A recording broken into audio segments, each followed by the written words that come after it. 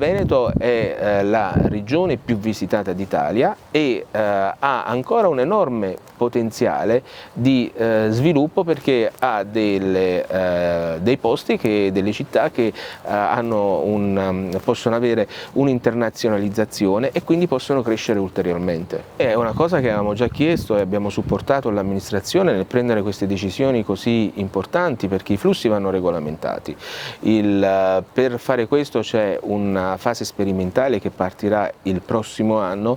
Noi avremmo preferito già partire quest'anno per essere pronti nel 2024, che in una città come Venezia, dove abbiamo degli eventi che arriveranno, ne cito solo uno, la Biennale Arte, che porterà sicuramente una richiesta qualitativa e importante per il turismo, di essere già pronti a regolamentare i flussi per il prossimo anno. Quindi siamo molto favorevoli a questo nuovo sistema di prenotazione che permetterà anche alla destinazione di potersi organizzare in una maniera consona.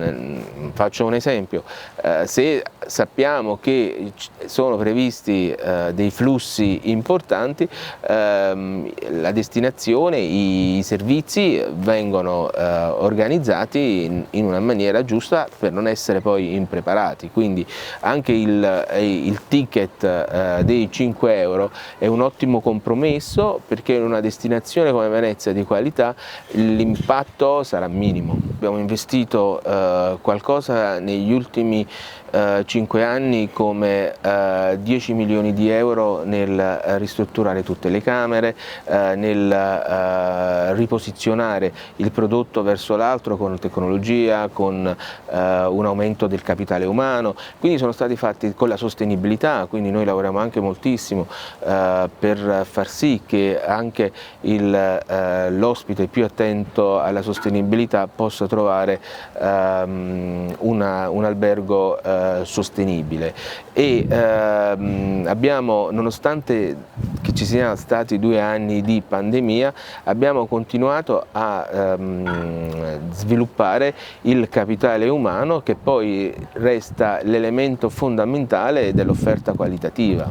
Il turista è cambiato perché la pandemia ha insegnato anche tante cose. Oggi si cercano servizi inclusivi ed esclusivi, quindi l'ospite che viene a Venezia e in particolare decide di soggiornare in alberghi di un certo livello desidera avere dei servizi che sono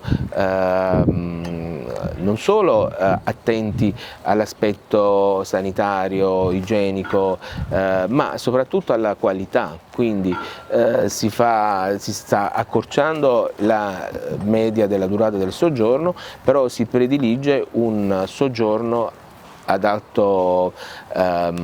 alta qualità. Tutti i settori, ma non soltanto in Italia, e quindi questo è un fenomeno che sta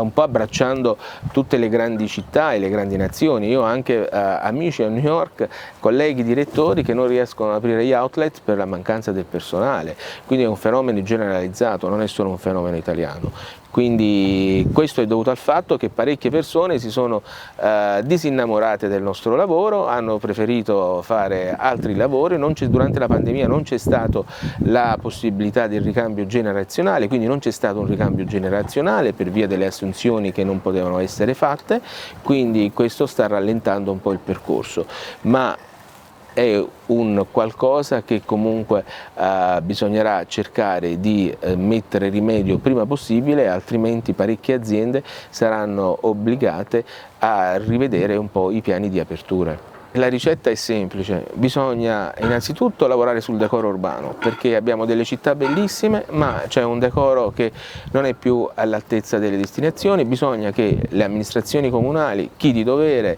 la regione, lo Stato, chi può, deve intervenire a far sì che i centri storici, che sono stati da sempre, ma non solo i centri storici, anche le periferie, sono stati da sempre i motori pulsanti dell'economia del turismo delle nostre città, si metta l'anima in pace, che deve lavorare sul decoro urbano. E un'altra cosa è la sicurezza. Oggi la prima cosa che guardano i turisti d'oltreoceano e valutano se andare in una destinazione è la sicurezza e il grado di sicurezza che la destinazione può offrire.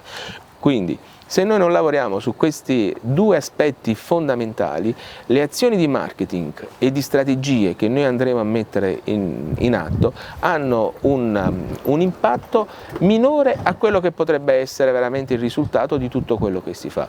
Bene quello che si sta facendo fino adesso, ma dobbiamo accelerare su queste due cose. Quindi ben venga chi abbia, come è stato fatto in alcuni paesi, con delle leggi molto rigide affinché questi due aspetti siano tutelati nell'interesse non solo del turista ma anche della collettività e della residenzialità.